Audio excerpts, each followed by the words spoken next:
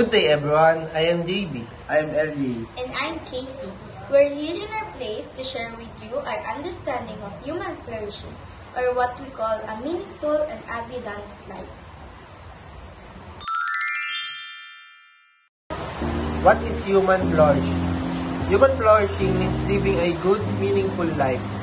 A life where a person grows, develops, and reaches their full potential in all aspects. Physical, emotional, social, and spiritual.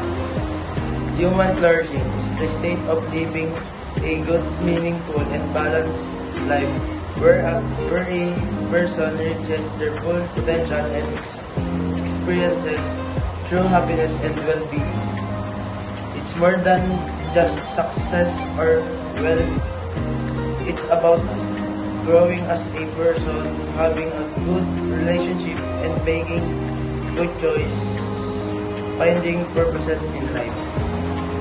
Human flourishing is the complete development and happiness of a person when someone grows in all areas of life: physical, mental, emotional, social, and spiritual. It means living a good and a meaningful life, using your talents well, building good relationships, and finding purpose and joy in what you do.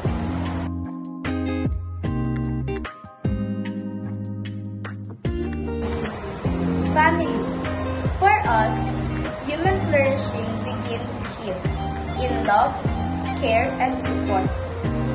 It's where we first learn how to love and share goodness with others. Health.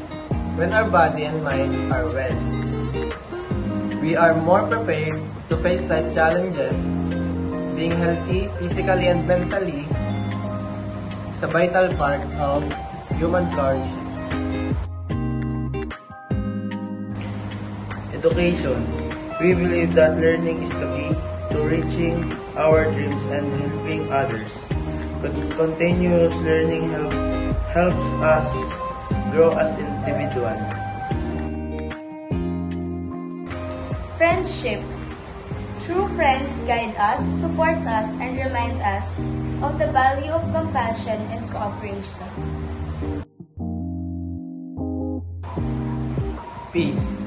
When there's peace in our hearts and around us, life becomes lighter and more meaningful.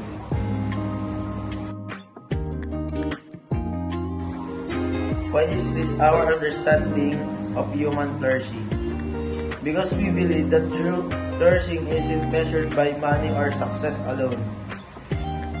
It's about living a balanced life that's joyful, peaceful, and purposeful.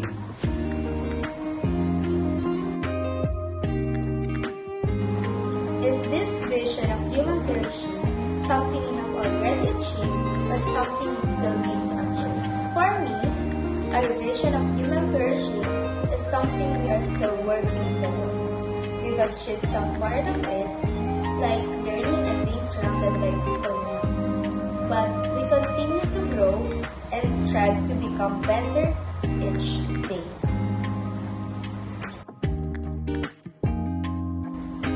What 3 things you must do to achieve your vision of human flourishing?